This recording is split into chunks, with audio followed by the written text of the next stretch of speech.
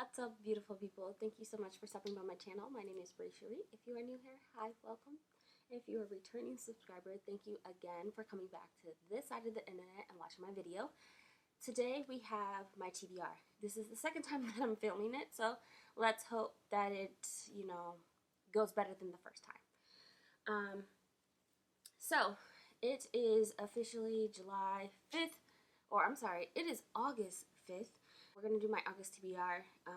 Now, lots of read-alongs happening, lots of readathons, all types of things happening that I utterly cannot keep up with, and we'll do better next year because, I'm still new to the game of this book to life and have not put in a lot of energy the last year on joining anything. So, let's talk about the books that I'm going to be reading that are year-long read-alongs. First book, of course, is going to be Zora.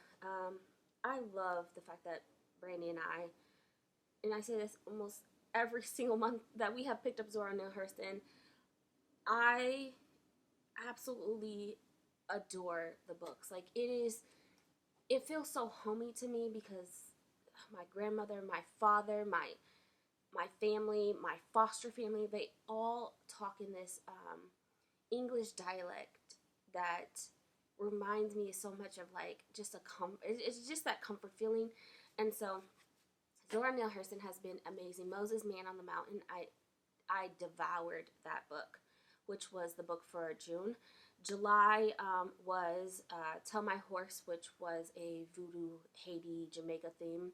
And then this will be her memoir, which is Dust on the Tracks. And so this is August's book that we'll be reading. We will have the live discussion the first Saturday of September. Yes, September. And so I cannot wait to read this. I never really read synopsis because we'll be here all day. I'm not that fast of a reader.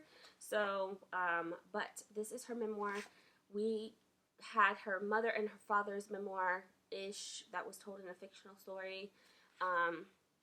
And now we get hers. And so, I can't wait to learn about how she be in those streets. And we've had this discussion, so we know Zora be in the streets. The next book is going to be Fledgling. This is by Octavia. Oh, beautiful Octavia E. Butler.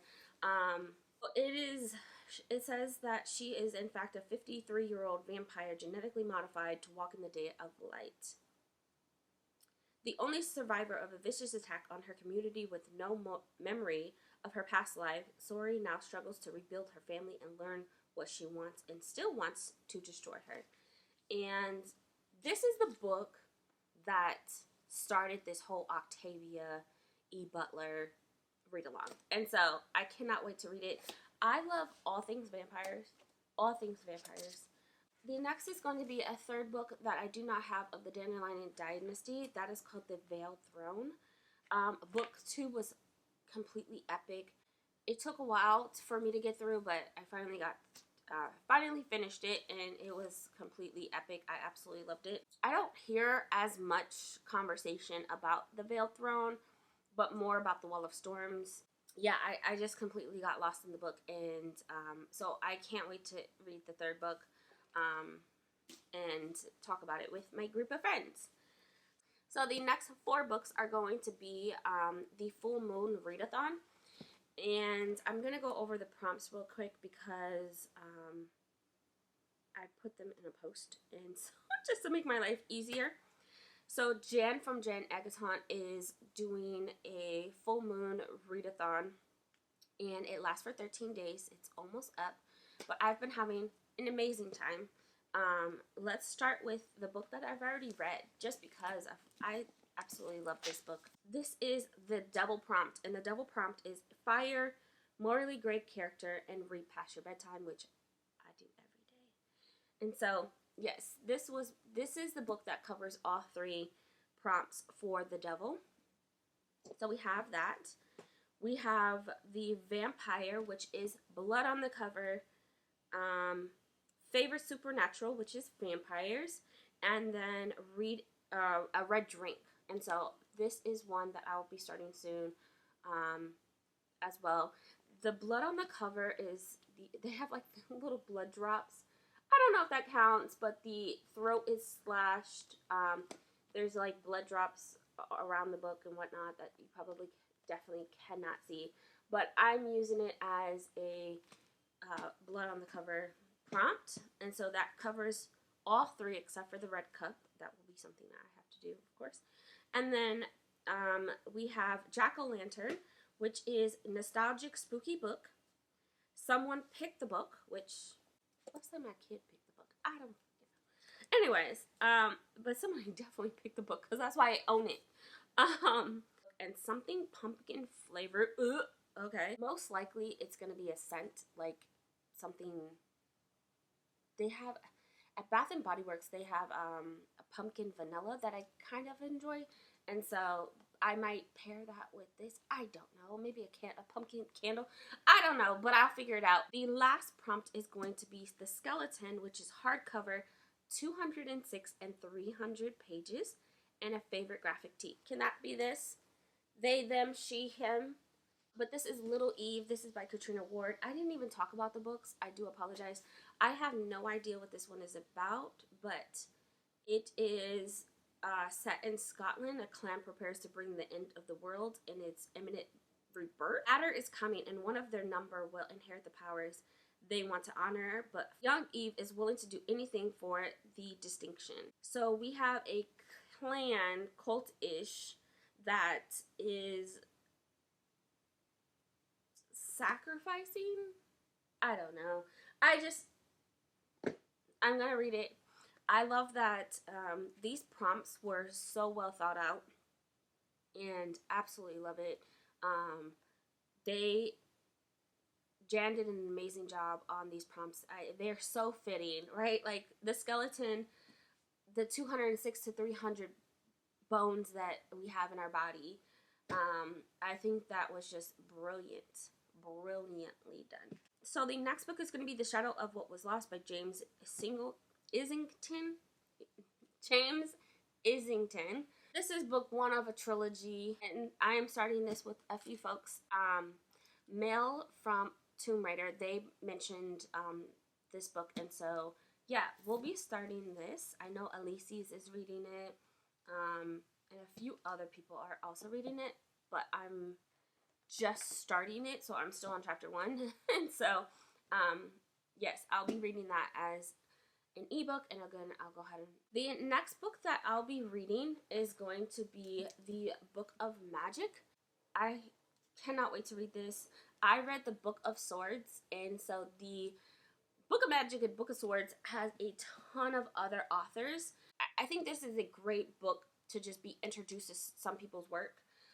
In this book, we had Robin Hobb, we had Kate Allenton, Matthew Hughes, Ken Liu, Scott Lynch, which I really want to read, George R. R. Martin, K.J. Parker. This book has very similar authors as well. John Crowley, Andy Duncan, Katie Ellington, Matthew Hughes, Scott Lynch, and Katie Parker. Is George R. R. Martin in here? I thought he was. George R. R. Martin is in here. I don't know why he's not in the back of the book. But, yes. I think this was a brilliant way to just introduce us to several authors. These are all short stories, and Random House published this. These are all short stories about magic.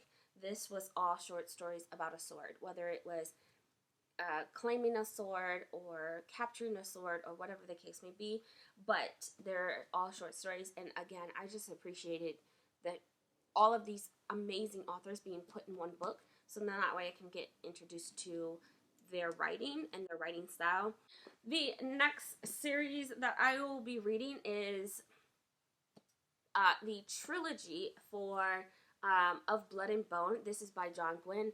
Now, I know I'm supposed to read something else prior to reading this, but this is what my library had, so this is what I'm going to read. I will be starting this probably towards the end of the month because of how many books it is. And the page count, like that's, yeah, this is a lot. So, I will be reading all of that.